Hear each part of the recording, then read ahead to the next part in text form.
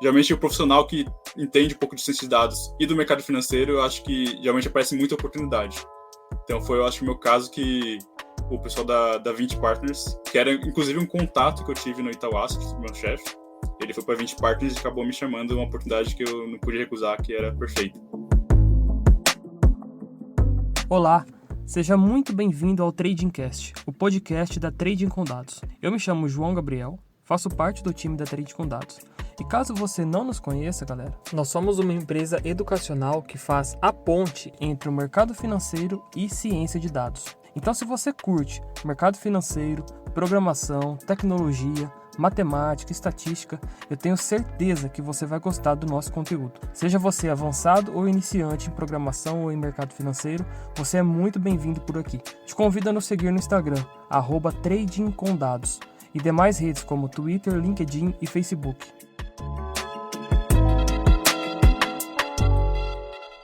Neste episódio, trazemos a vocês a entrevista que fizemos com o Lucas Leme Santos, que é Quant na 20 Partners. A 20 é uma empresa de fundos de investimento brasileira fundada em 2009. Hoje, ela é listada na Nasdaq, que é a bolsa de valores americana focada em empresas de tecnologia. Essa entrevista rolou durante a PMF Week e foi conduzida pelo Vitor, Lucas e Arthur. Nosso convidado nos contou o que fez para chegar ao cargo de Quant sendo tão jovem, como é seu dia a dia e várias curiosidades da atuação de um Quant na prática. Bora lá?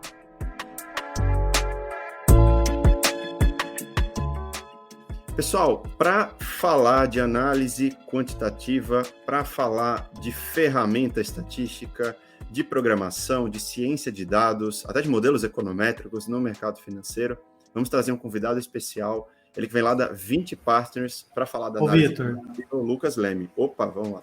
Não, só queria ressaltar aqui que só pelo nome, pessoal, acho que a palestra já se torna mais interessante. Com vocês, Lucas Leme. Boa noite, pessoal. Queria agradecer bastante a Trading com Dados pelo convite e todo mundo que está assistindo. Muito obrigado. A gente que agradece, cara. Obrigado por ter aceitado o convite. Manda nosso agradecimento também para o pessoal lá da 20, né, que está começando com essa iniciativa agora orientada a dados, de análise quantitativa, e acho que certamente vai servir como uma ótima referência para o pessoal que quer entrar na área.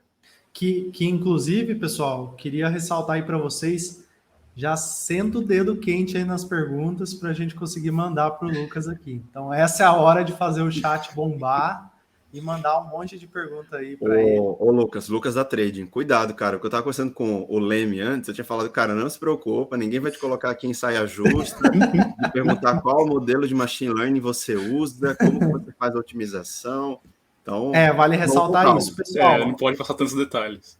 Ele não vai contar nenhum segredo para você ficar rico, a não ser que você entre lá trabalhar com ele, tá? Mas além disso, ele pode falar o que vocês perguntarem. Lucas Leme, tudo bem, cara?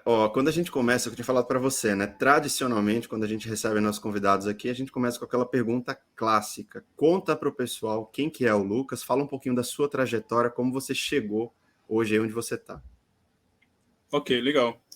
Bom, eu sou analista quantitativo, eu atualmente trabalho na 20 Partners. Acho que antes de começar a minha introdução, acho que eu vou falar brevemente sobre a 20 Partners, para quem não conhece. A 20 é basicamente uma gestora de fundos, e é uma das maiores gestoras de fundos independentes do Brasil, e conta com cerca de 63 bilhões de reais sob gestão. Inclusive, nós temos até capital aberto na Nasdaq, que é a bolsa de empresas de tecnologia dos Estados Unidos. E também nós temos uma grade de produtos bastante diversa. Tem desde fundos de crédito, private equity, real estate e alguns ativos mais líquidos como fundos multimercados e de ações. E mais recentemente nós temos algumas iniciativas mais voltadas a finanças quantitativas e ciência de dados, que acho que eu posso depois detalhar mais com as perguntas. Bom, acho que falando um pouco sobre mim, eu sou engenheiro da computação, eu formado pela PoliUSP, a Escola Politécnica da USP. E desde pequeno eu sempre tive bastante interesse em computação. Acho que eu ganhei meu primeiro computador quando eu tinha uns 8, 9 anos.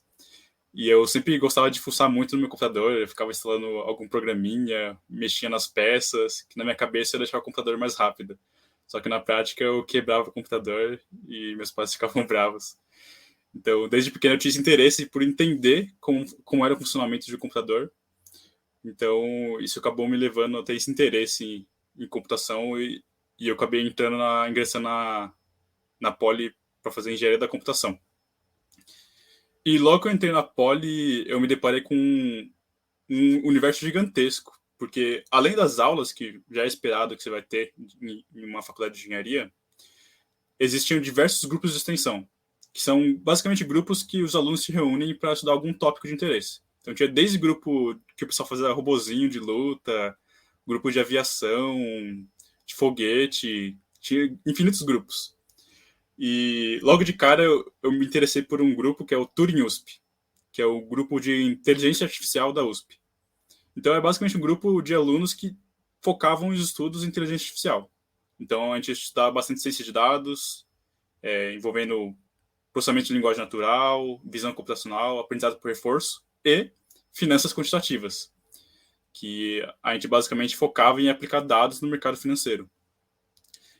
E uma coisa também engraçada é que quando eu entrei na Poli, eu vi que tinha 3 principais caminhos que o pessoal trilhava depois de formada.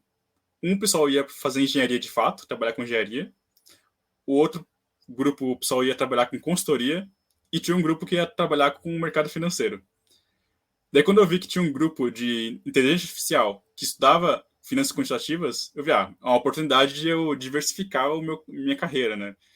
Então eu podia tanto estudar a parte mais de computação, que envolvia mais inteligência artificial, quanto essa parte do mercado financeiro, quanto essa parte de finanças quantitativas. E logo quando eu ingressei, eu acabei tendo a oportunidade de liderar essa mini área de finanças quantitativas, que tinha cerca de 10 alunos, e a gente se reunia semanalmente para estudar finanças quantitativas. Então, a gente fazia diversos códigos em Python, e sempre tinha alguns projetinhos pequenos que nós realizávamos. E conforme o Arthur estava comentando, a gente tinha um foco muito grande em publicar todos os nossos códigos e projetos no GitHub e no Medium. Então, no GitHub nós publicávamos as nossas bibliotecas, e no Medium a gente fazia um resumo do que foi o projeto para o público também acompanhar esse projeto. E a gente tinha o foco de sempre publicar em português, porque falta bastante conteúdo de finanças quantitativas e ciência de dados em português. Um foco também que a gente tinha bem forte era a implementação de papers. Então, a gente estudava bastante artigos científicos de estratégias de investimentos e a gente basicamente tentava replicar. Daí, uma vez que a gente replicou e conseguiu replicar os resultados, a gente tentava aprimorar o resultado. Então, acho que um exemplo é a estratégia de momentum, que é uma estratégia de tendência, né? Que existe um paper chamado Time Series Momentum, do Moskowitz. Então, ele tem um paper de 60 páginas que ele descreve como funciona a estratégia. Então, a gente implementou esse paper e a gente foi aprimorando esse paper com algumas outras ideias que nós tínhamos ao longo do caminho. E algo bacana também de estar num grupo de estudantes foi que a gente também... E a gente começou esses estudos mais ou menos em 2019, e acho que não tinha muitos grupos de estudos de finanças quantitativas. Então, a gente acabava tendo muita abertura com gestores e bancos de investimentos que buscavam alunos com esse interesse. Então, a gente tinha bastante contato com a Giant Steps, Pandora, BTG, JP Morgan e diversas outras instituições. Que isso foi fundamental para fazer networking e também para receber mentoria, né? Geralmente, quando você está estudando por conta própria, você não tem muito um guia, então, quando você tem uma instituição ou alguém como vocês a Trade com dados, você tem alguém para te ajudar a trilhar esse caminho para estudar finanças quantitativas. E toda essa experiência que eu tive com os meus colegas facilitou bastante a minha entrada no mercado de trabalho. E o meu curso ele tinha um formato um pouco diferente, que é um curso quadrimestral. Então, eu basicamente fazia 4 meses de aula, depois 4 meses de estágio, então eu ficava intercalando.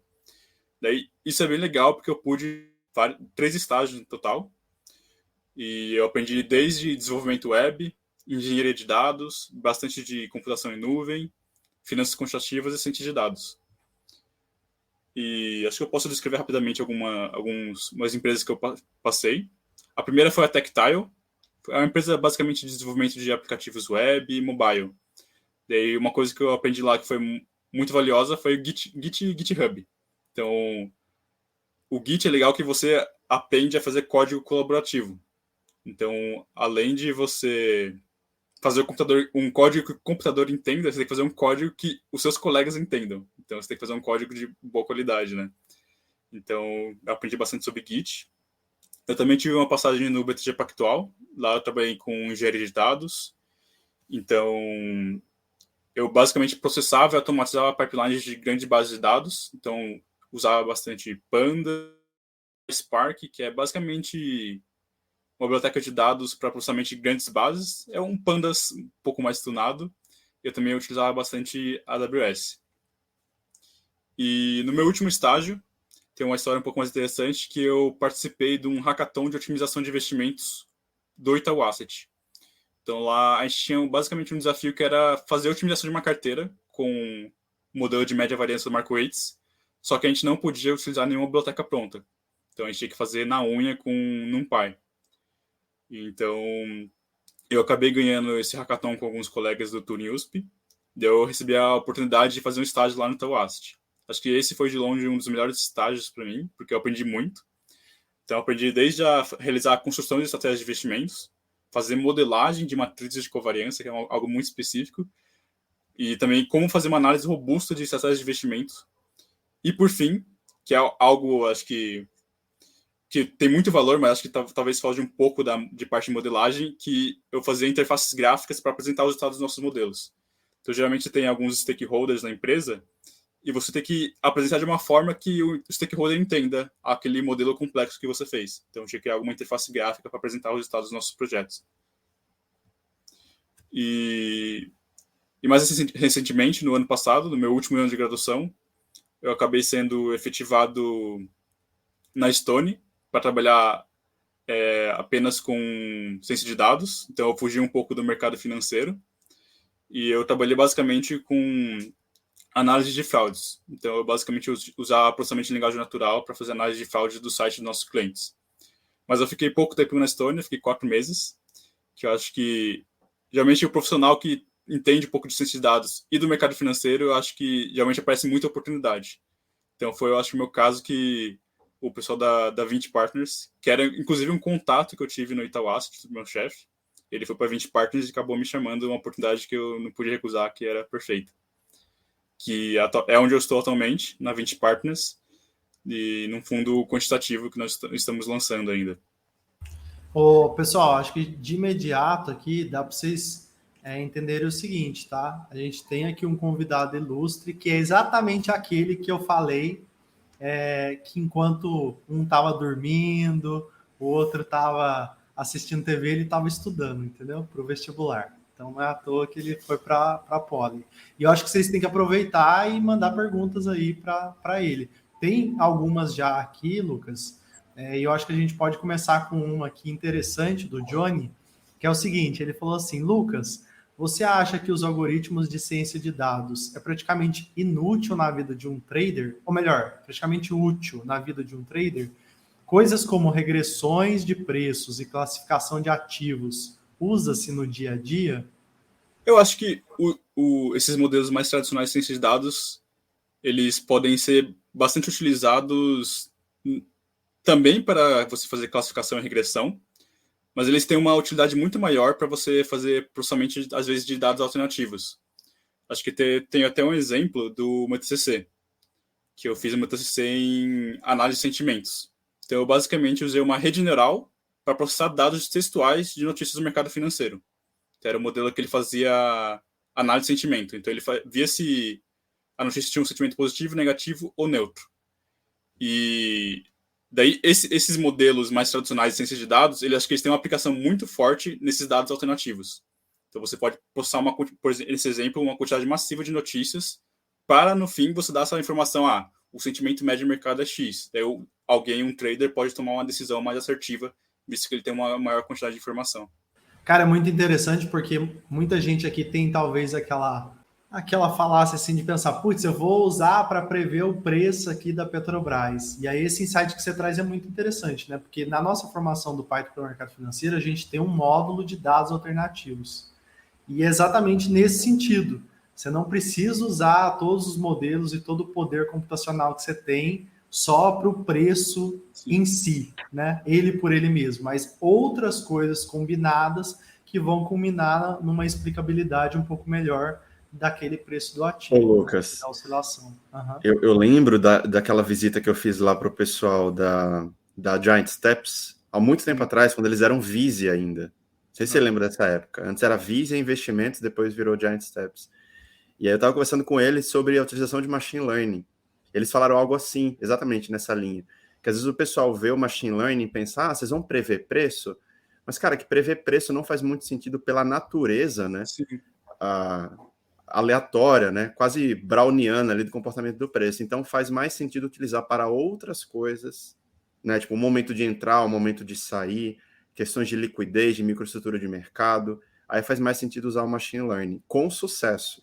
Inclusive a obra do professor Ernest Pichain, né?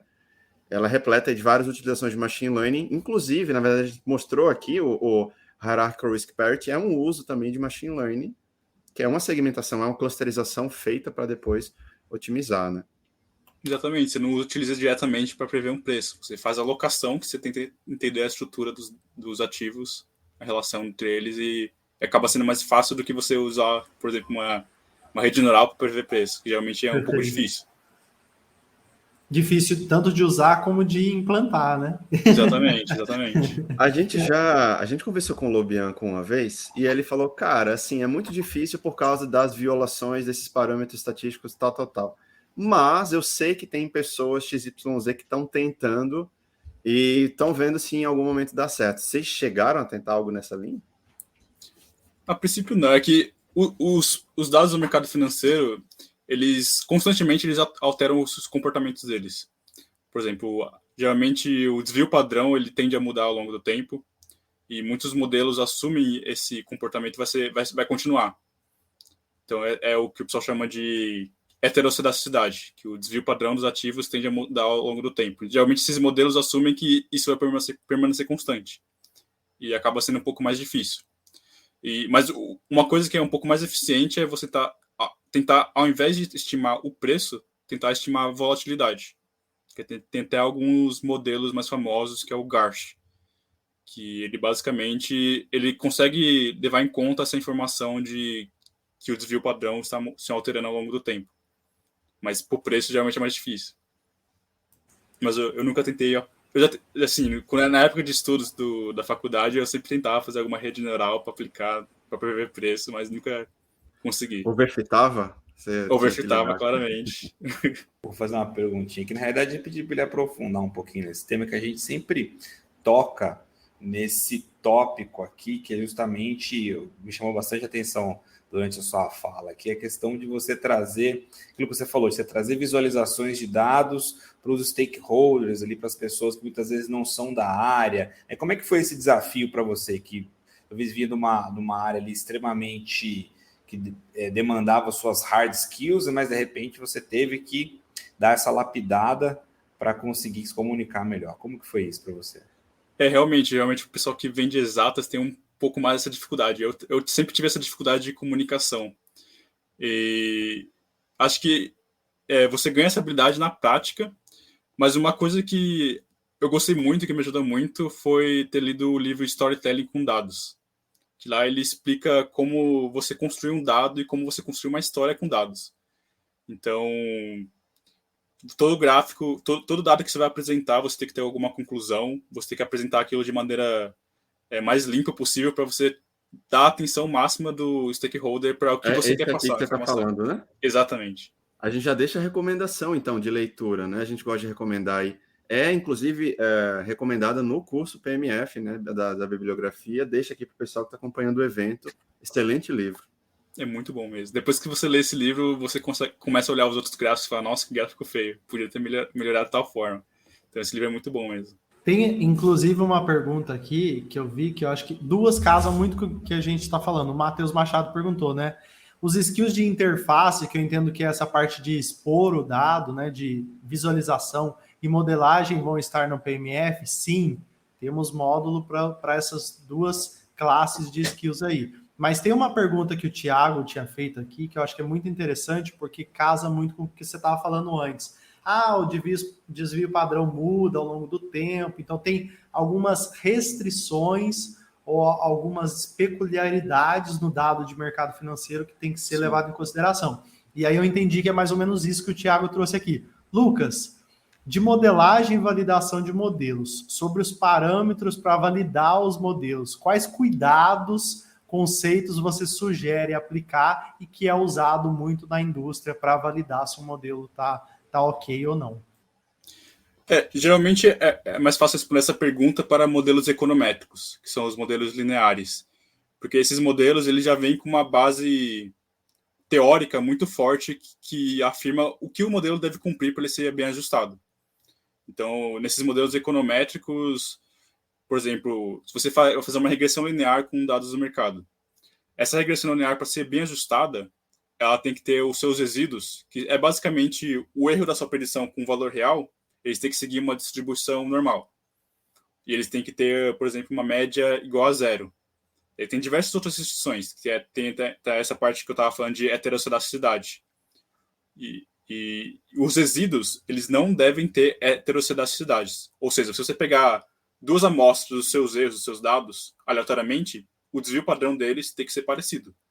Então, esses modelos econométricos, uma vantagem muito grande é que você tem toda essa base teórica por trás que você pode utilizar para validar seus modelos. Cara, eu queria fazer uma pergunta, mas na verdade é uma pergunta que vai exigir com que eu volte um pouquinho cronologicamente no tempo. Um aspecto que eu notei aqui, e eu quero te elogiar e dar os parabéns quanto a isso, é que você falou que você terminou a sua graduação no ano passado, certo? Sim, certo. E é interessante que você contou aqui dos lugares que você passou e das experiências e o que você, né, entregou, seus entregáveis, são entregáveis de grande magnitude, né? Então, por exemplo, você participou daquela competição do hackathon, inclusive o hackathon famoso lá do Itaú BBA. Cara, os lugares que você passou, Stone, BTG e tal, e olha só, você se formou no ano passado. Qual o impacto? Assim, a gente já viu, obviamente, que o que você desenvolveu na faculdade teve um impacto na sua trajetória profissional. Isso pra gente é claro. Né? Ou seja, você foi uma pessoa super proativa nos seus estudos, na sua graduação, e isso foi chamando ali o networking, trazendo ali pessoas que se interessaram pelo seu perfil. Mas eu quero falar em termos práticos. Qual você acha que foi a contribuição assim, da sua graduação, do que você fez para conseguir ter entrado no mercado financeiro? A contribuição foi extremamente importante. Que, por exemplo, eu falei que eu, junto com meus colegas, a gente publicava os códigos do GitHub e no Medium.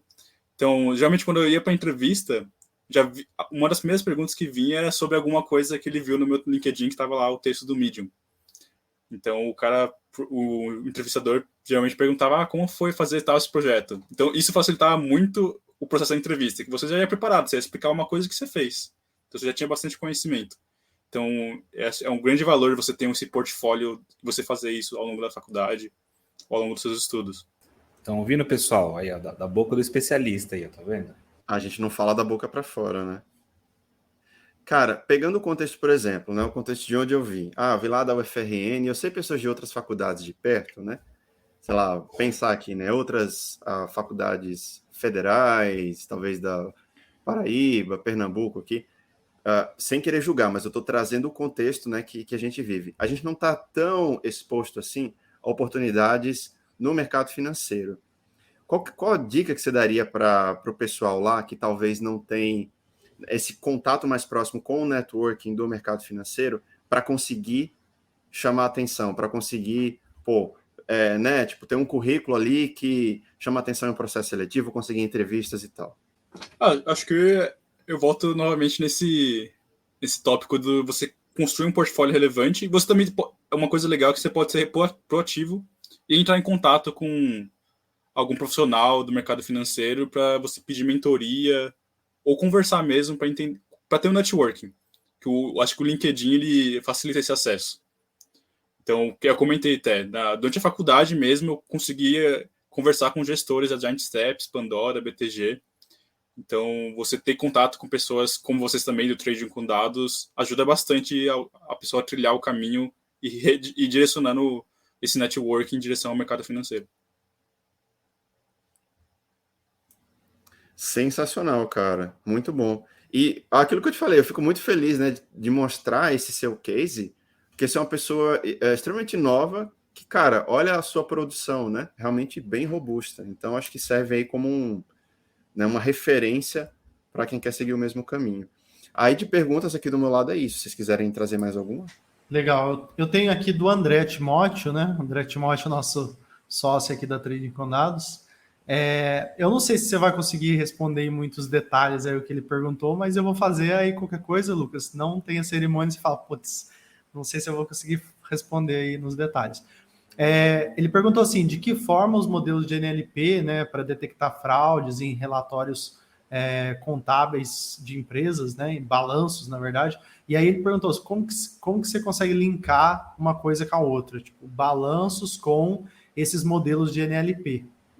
Então, se Tá. daria para linkar. E além disso, pode sugerir umas libs também. Eu acho que não sei se você vai lembrar de cabeça, mas depois qualquer coisa você passa que a gente direciona para o pessoal. Posso sugerir, sim.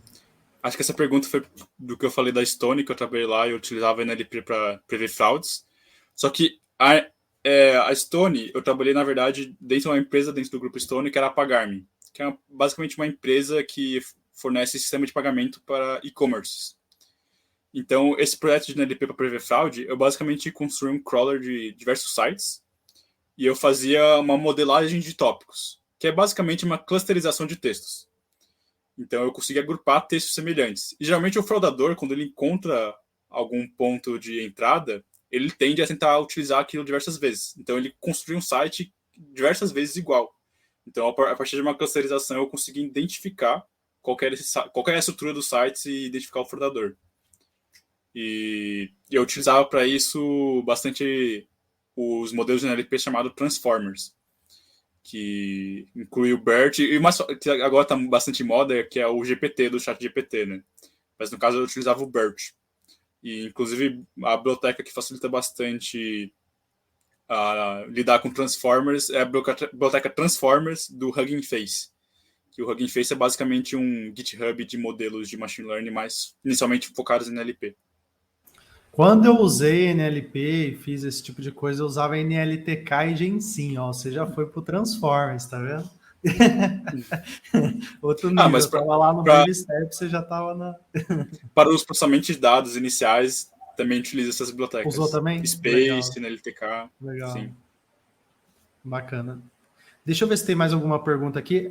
O Pablo, ele colocou, né? Existe algum repositório com artigos científicos que juntem ciência de dados com o mercado financeiro? Alguma sugestão para você passar para o pessoal? Eu não sei se de cabeça assim tem algo, né?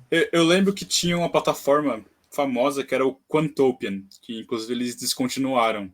Que eles basicamente tinham diversos notebooks exatamente com isso, de ciência de dados aplicado no mercado financeiro. E felizmente a plataforma fechou, só que eles deixaram os repositórios abertos no GitHub. Acho que se você pesquisar Quantopian, acho que você vai encontrar. De cabeça, acho que eu lembro desse. Cara, eu queria sacar um negócio aqui.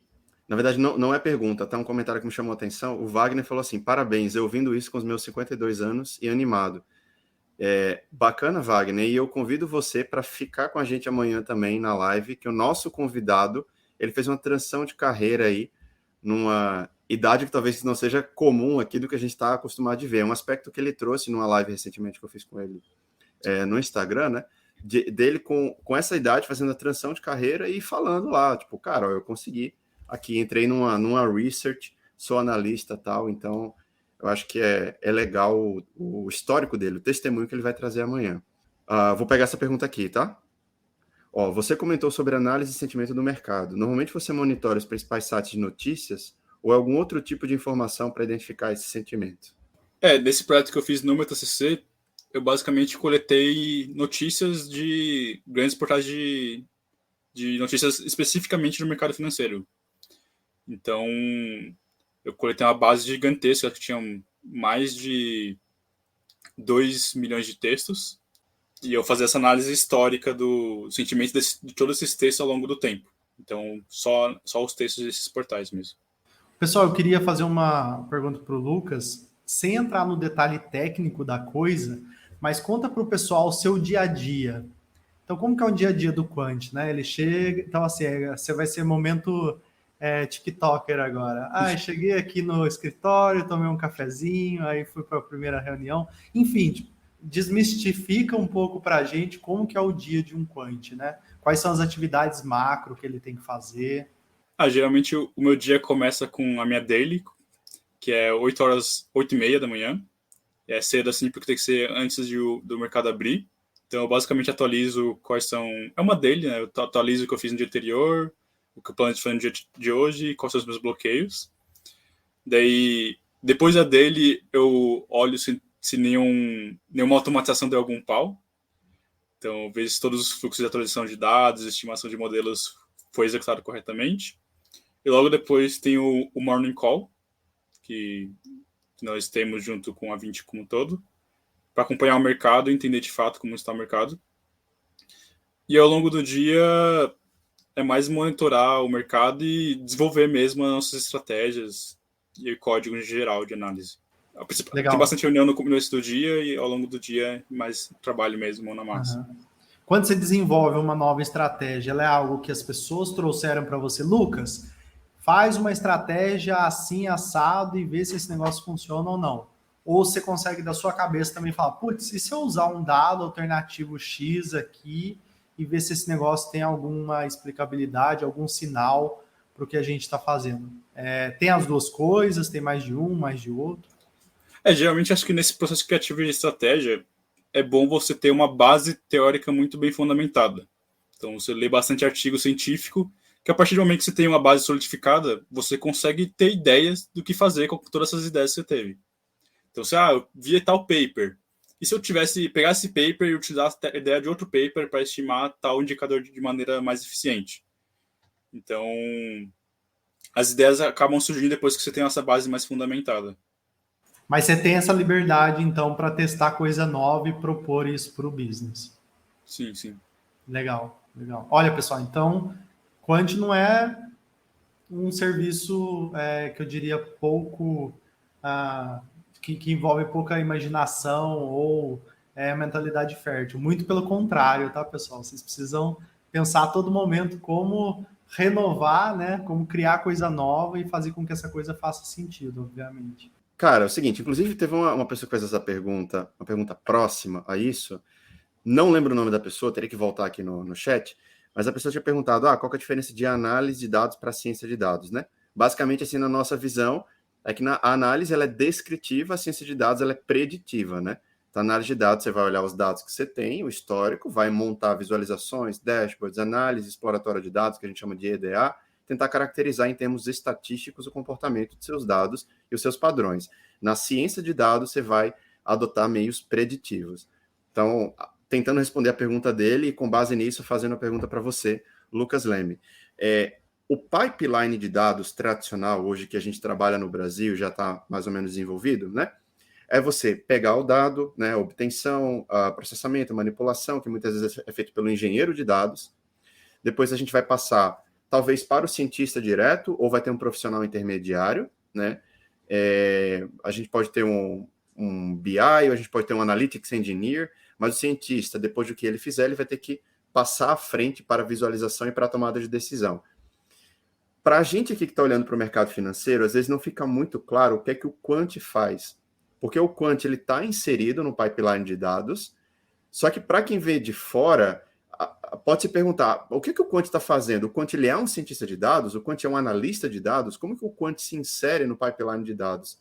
Qual que é a sua visão? Você está mais no começo da obtenção, manipulação, processamento, ou você estaria mais no fim desse pipeline?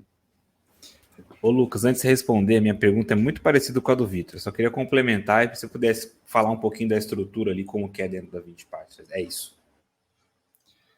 Que atualmente, acho que todas as experiências que eu tive com gestão de investimentos, foi no Itaú Asset, agora na 20 Partners, foram estruturas com equipes bem enxutas. Então, na prática, todo mundo faz bastante coisa.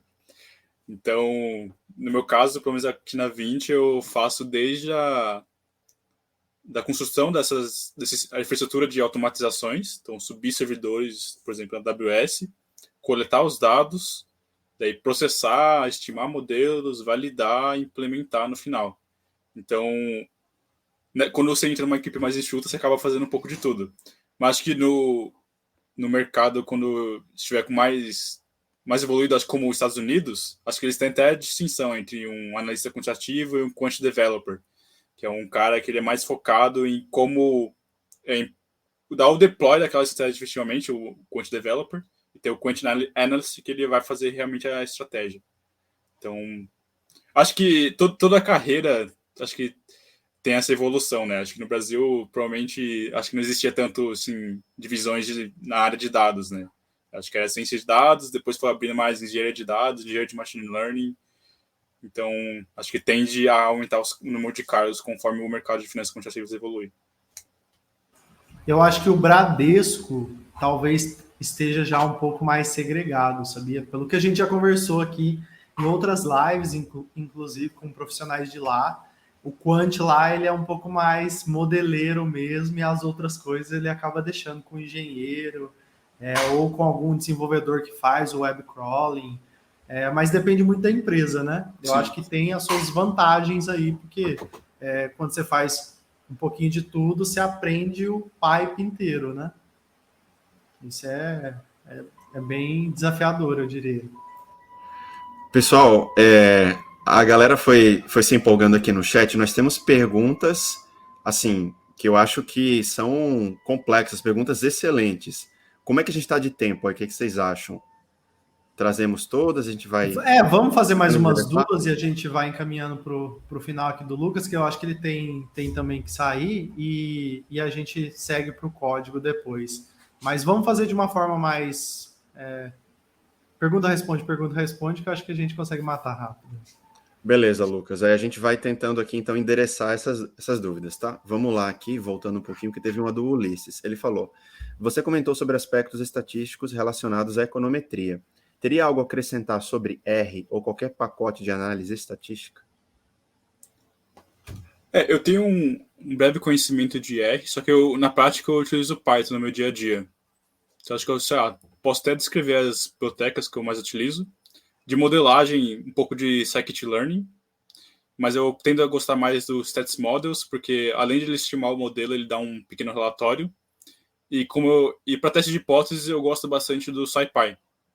Então ele ajuda bastante você fazer esses testes de hipóteses. Mas pro R eu não tenho muitas recomendações, que eu sei bem pouco. Mas eu acho que você já respondeu a pergunta no sentido que ele queria. Ou seja, foca no Python aí que vai dar tudo certo. O Python realmente está virando língua franca, né, cara? É a nossa tese aqui que a gente tem visto. Então, competir contra essa tendência, acho que é algo que não faz muito sentido. Nosso aluno aqui, mestre André, features construídas com dados alternativos de web crawling muitas vezes não têm um histórico longo.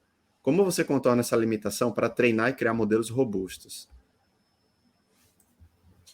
Como eu controlo? O desafio é você coletar o dado. E acho que, na verdade, o maior desafio quando você faz utiliza essas features alternativas é você garantir que aquele dado estava disponível no momento que ele está publicado. Que muitas vezes a notícia você vai coletar e às vezes ela está com uma data de atualização. Não foi a data realmente que ela foi postada. Então, se você vai fazer um backtesting com isso, você vai estar vazando informação sem querer.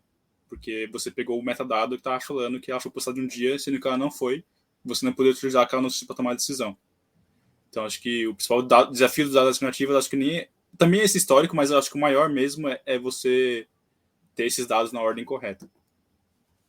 Legal. Por isso que muita gente acaba criando rotinas, igual você mesmo falou, né, Lucas? Que você tem rotinas de web crawling e scraping. Então, nesse caso, você coleta todo santo dia, e aí mesmo que a foto seja atualizada, você tem a foto lá atrás do que foi a primeira, né? E aí com isso consegue fazer o teste. Mais um aqui, vamos lá, nesse mesmo ritmo, cara. Matheus, já perguntaram ali em cima, tem um repositório de papers que vocês mais usam, alguma referência? Ele falou do ele tinha comentado o Contopian, né? Falou do Contopian, né? Que inclusive tem a biblioteca lá que eles criaram, a Zipline, né? Que ficou bem famosa. Meio que relacionado à pergunta do André, a base que você coletou dados históricos de notícias, você pode compartilhar a base, se foi open source, ou dar um guia para montar algo parecido?